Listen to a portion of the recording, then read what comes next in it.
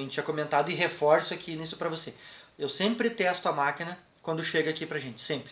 Eu ligo no balcão e daí, mesmo que ele não falasse, eu já tinha visto que estava óleo dentro da máquina, ele ajudou ainda falando e eu comentei com ele, eu falei, olha, você pode ter piorado a situação da máquina, pode ter aumentado o defeito do que ela estava, porque eu tenho que ver aqui se molhou dentro do cartucho, perdeu o cartucho, tá? Vamos ter que desmontar aqui, limpar todo esse conjunto, lavar, lubrificar, tudo de novo aqui, para deixar a máquina de acordo com tudo que tem que estar funcionando aqui. Né?